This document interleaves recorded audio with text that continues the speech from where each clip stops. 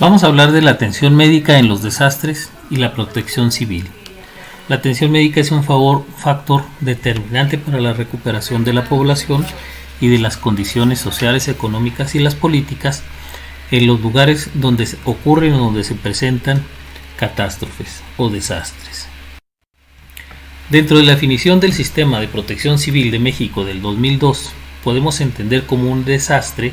el estado en el que la población de uno o más entidades federativas sufre severos daños por el impacto de una calamidad devastadora, sea de origen natural o antropogénico, enfrentando la pérdida de sus miembros, infraestructura o entorno, de tal manera que la estructura social se desajusta y se le impide el cumplimiento de actividades esenciales de la sociedad, afectando el funcionamiento de los sistemas de subsistencia. La clasificación depende desde muchos puntos de vista y va a ir enfocada básicamente a cuál es el objetivo de clasificarla. Así tendremos, por ejemplo, la clasificación desde el punto de vista de la ingeniería. La ingeniería básicamente basa sus esfuerzos, valga la redundancia, en la capacidad de la recuperación de las estructuras o infraestructuras de la población. La geología clasifica a las catástrofes básicamente observando cuáles son las condiciones del medio ambiente y las condiciones del suelo, de los ríos, de la hidrografía, etc. La meteorología va a clasificar a los desastres principalmente para el entendimiento de los cambios climáticos y los cambios que puedan dar lugar a nuevos procesos similares a los ya ocurridos o modificarlos. La evaluación de riesgos, que es parte esencial de prácticamente todas las clasificaciones, clasifica básicamente cuáles son las condiciones que generan una catástrofe. La clasificación psicológica se basa principalmente en los conceptos del actuar de las personas, de cómo categorizarlos, de cómo apoyarlos para que acepten y puedan aportar y trabajar para la recuperación. La clasificación médica o de salud pública es importantísima y determinante para que se pueda recuperar la población. Y existen otras muchas clasificaciones atendiendo diferentes causas o necesidades. La clasificación actual divide a las catástrofes en varios grupos: geológico, hidrometeorológico, químico, tecnológico, sanitario, etnológico, socio-organizacional. El geológico comprende los sismos, terremotos, erupciones volcánicas, maremotos, movimientos telúricos como alud, derrumbes, hundimientos y desplazamientos. El hidrometeorológico comprende los huracanes, inundaciones pluviales, tormentas de nieve, granizo, polvo, electricidad o tormentas eléctricas, heladas, sequías, ondas cálidas y ondas gélidas. Los químicos tecnológicos comprenden los incendios, explosiones y las fugas de material peligroso. El sanitario etnológico comprende las epidemias, como la que actualmente estamos viviendo con el COVID-SARS-2, las plagas y las contaminaciones del aire, del suelo, etc. Y las socioorganizacionales comprende básicamente los conflictos bélicos, terrorismo, concentraciones humanas, la hambruna, etc. Los factores que contribuyen a la ocurrencia de la severidad deben de contemplar que los riesgos por sí mismos no son un desastre. Según Eric K. Nogil, los riesgos son considerados, se deben de ser considerados como factores previos al desastre que deben de ser atendidos y corregidos de manera urgente y apropiada. Y dentro de los riesgos que contribuyen a su génesis vamos a encontrar la vulnerabilidad humana, la condición natural de los seres humanos, la degradación ambiental, que cada vez es mayor de acuerdo a la condición del tratamiento que se le da a nuestros bosques, a nuestros lagos, etc. Y el crecimiento poblacional, que contribuye a las dos anteriores y que determina, según Maslow, condiciones cada vez más difíciles para poder contribuir con los satisfactores necesarios de la población. Y el ciclo de desastres se necesita de una triada para que ocurra. Es decir, para que ocurra un desastre no solamente debe de haber una condición, es un conjunto de condiciones que deben de combinarse entre sí. Entre ellas encontramos los perturbadores, los afectables y los reguladores. La constitución biológica y su relación con la naturaleza constituye parte importante y básicamente es la relación de la naturaleza con los seres humanos. La relación de los humanos con la naturaleza es la segunda parte y constituye la naturaleza de los seres humanos hacia la naturaleza en sí misma. Y las relaciones humanas entre sí, que la constitución biológica son los perturbadores, las relaciones humanas con la naturaleza, los afectables, y los reguladores son las instituciones públicas. Y tenemos que entender que la gestión de riesgos de desastre va a tener está constituida como un círculo concéntrico que se establece por pasos y dependen una de la otra, y contempla la prevención, mitigación, preparación, alerta, impacto, respuesta, rehabilitación y reconstrucción. Los preparativos son el conjunto de acciones orientadas a planificar, organizar y mejorar las condiciones de la población ante un conflicto, ante una catástrofe. Y es necesaria tener una capacidad de respuesta frente a los efectos adversos que pueda incluir un plan acorde a la catástrofe, la capacitación del personal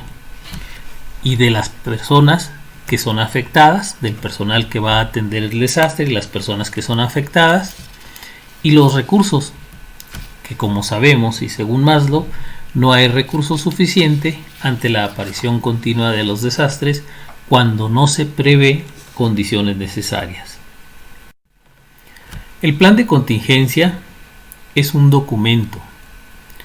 y este documento es un documento normativo que describe en forma clara, concisa y completa los riesgos, los actores y sus responsabilidades para casos de eventos adversos. Y primero debe de contemplar el análisis de la situación, la hipótesis, metas, organizaciones y funciones y responsabilidades, instrucciones de coordinación y los anexos necesarios. En la imagen vemos varios roles que nos indican que es importante en el plan de contingencia determinar cuáles son los roles o las funciones de cada una de las personas que van a actuar en la contingencia en sí. Debe de incluir mapas y señalamientos donde se especifique dónde son los puntos de reunión, dónde están ubicados los servicios, los abastos, cuáles son las rutas necesarias, etc. Debe de contemplar también hipótesis o formular hipótesis para determinar cuáles son las condiciones que pueden ocurrir en los peores casos y cómo solventarlas de una manera apropiada. Debe de estar por escrito, debe de ser claro, debe de ser accesible a todo el personal y debe de tener una redacción ordenada y coherente. También debemos de contemplar que el plan de contingencia es como una escultura en proceso, una escultura no terminada, la cual debe de contemplar modificaciones o debe de ser flexible para que dependiendo de las condiciones que se vayan presentando se adecue y pueda adaptar las condiciones a la catástrofe en sí o a la respuesta de la población. Los efectos generales del desastre pueden verse tanto en las vías de comunicaciones, en los insumos, en los servicios, como el agua, o el alcantarillado, entre otros, las fuentes de energía, las construcciones en sí y la infraestructura, las fuentes de empleo, los efectos sobre la flora y la fauna, es decir, efectos sobre la naturaleza, la salud de la población y del medio ambiente, las concentraciones humanas y el comportamiento de la población. El impacto de los desastres en salud presenta diferentes modalidades, ya sea directos o indirectos, y de orden biológico, ambiental y psicológico, y debemos de tomar en cuenta medidas de emergencia para el tratamiento de la población y dependen del tipo de fenómeno. Pueden ser variantes como las epidemiológicas, en donde vemos enfermedades y consecuencias, o los estudios epidemiológicos son cuantitativos de la distribución y de la determinación de los eventos relacionados con la salud de las poblaciones e incluyen el análisis de los efectos de los desastres en la salud pública y las aplicaciones prácticas de los métodos epidemiológicos a los desastres, la vigilancia y la salud ambiental, mediante el restablecimiento de suministros y eliminación de desechos, control de riesgos y el establecimiento de los albergues. Las medidas de emergencia contemplan la aplicación de los recursos ante algún desastre cuando la capacidad de la población se vea rebasada y se reconoce la función de la World Association for Disaster and Emergency Medicine desde 1976, que originalmente se funda como el Club MEIS y está en relación de la atención de saldos masivos de víctimas, ya sea por parte de la emergencia sí, o por el desastre o por consecuencias de la emergencia. La emergencia se debe de considerar cuando se rebasa la capacidad con la que contamos para atender de manera normal a la población. Y los fenómenos hidrometeorológicos son de los más comunes y consisten en huracanes, inundaciones, tormentas de nieve, tormentas de polvo, tormentas eléctricas, heladas, sequías, ondas cálidas, ondas gélidas, entre otras. Los ciclones o tifones son la concentración anormal de nubes que giran en torno a un centro de baja presión atmosférica, cuyos vientos convergen y rolan en sentido contrario a las manecillas del reloj a grandes velocidades. Una depresión tropical se considera cuando los vientos son de hasta 62 km por hora. La tormenta tropical alcanza entre 62 y 118 km por hora, el huracán cuando son mayores de 1218 km por hora, y su clasificación de Saffir-Simpson los clasifica en tipo 1, 2, 3, 4 y 5, depende de la velocidad que alcanzan los vientos. Los albergues deben de contemplarse donde las condiciones climatológicas o las condiciones geográficas lo ameriten. Debemos de prepararnos antes de que ocurra un incidente y nunca deben de ser la primera opción. Debe de primero preverse las condiciones necesarias para disminuir los riesgos o evitar las condiciones cuando se puedan. Cuando sabemos que son inevitables, entonces debemos de estar preparados para montarlos de manera básicamente inmediata.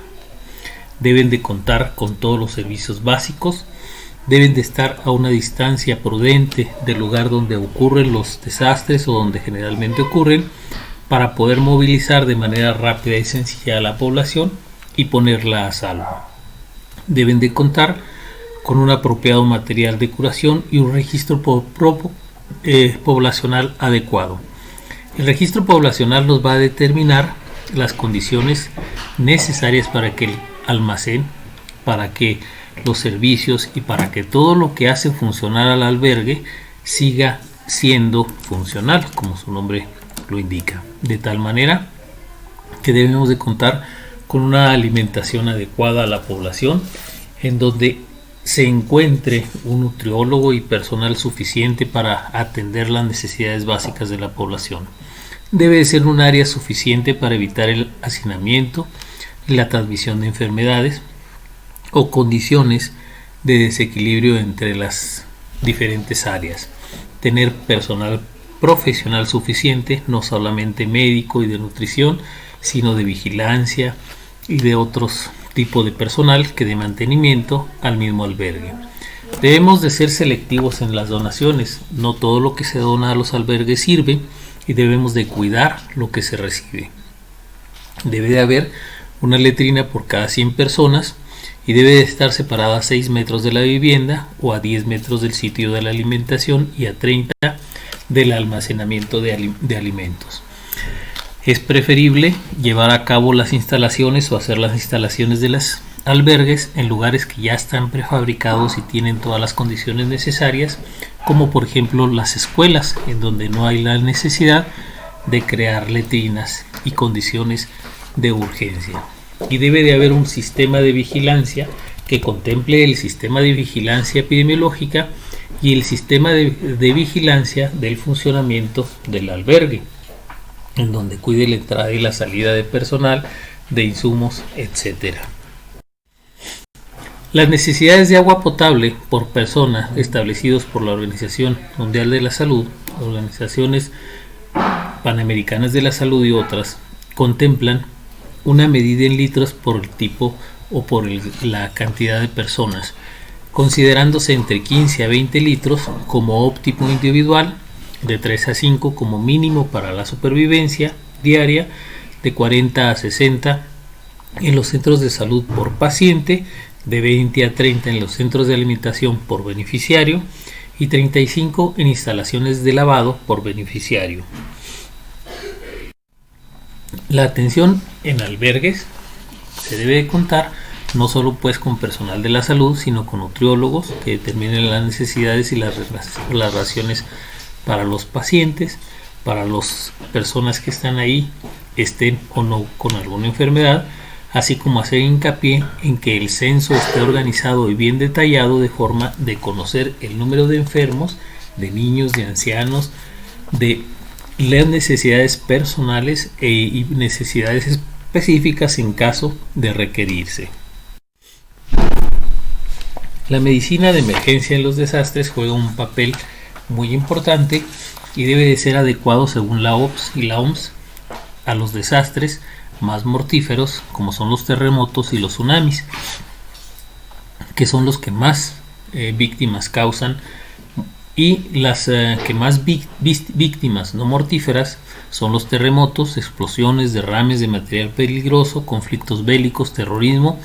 epidemias y grandes concentraciones humanas. Y la postura de la gerencia médica debe de ser clara y capaz de responder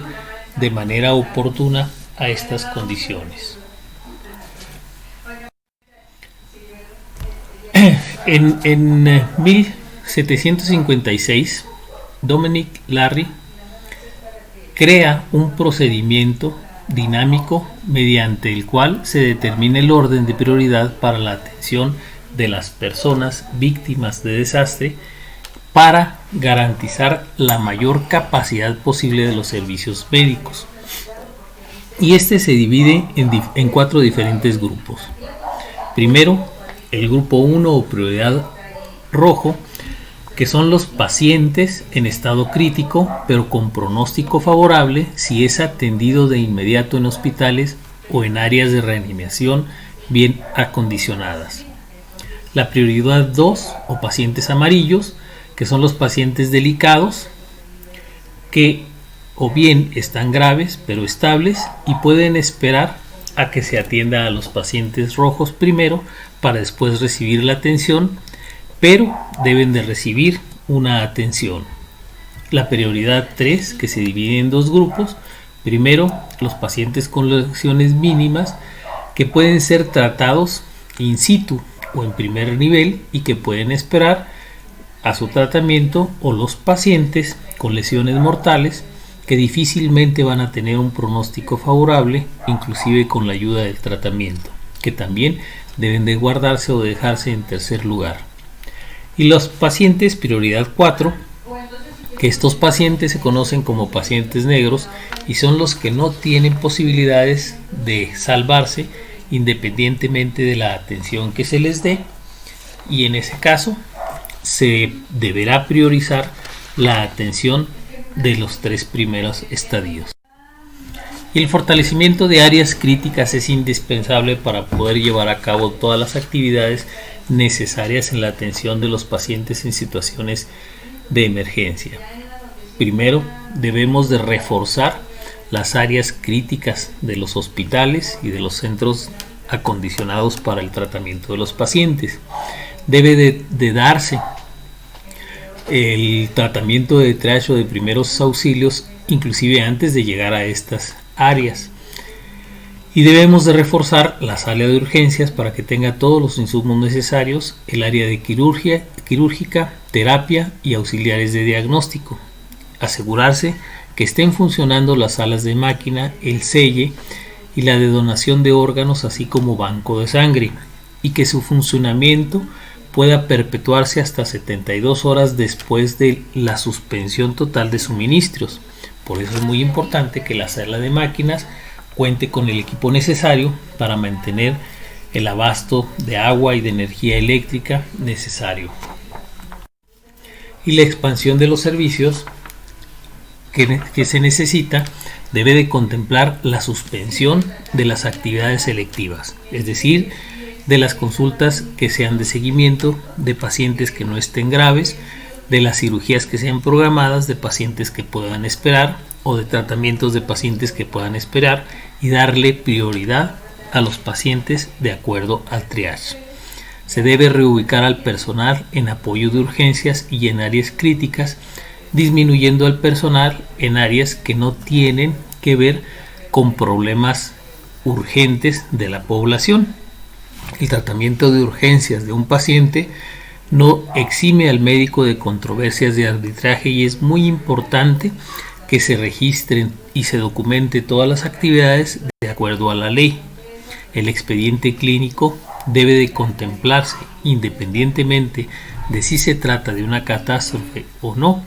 de un elemento necesario para poder defender al médico ante cualquier controversia. Y es importante reforzar la seguridad y dar acceso solo al personal y los familiares.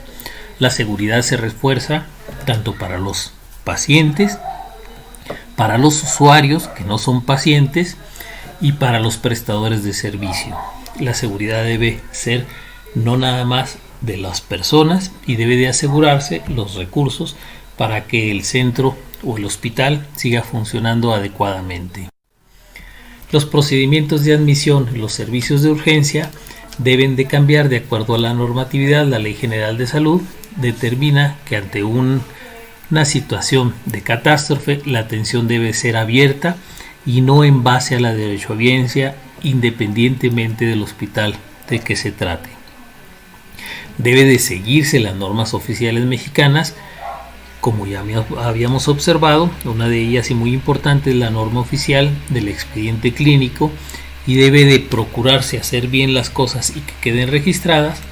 ante cualquier conflicto o arbitraje médico. Y la planeación hospitalaria reviste gran importancia, sobre todo para proveer los insumos necesarios, tener proveedores de confianza bajo convenios para situaciones de este tipo,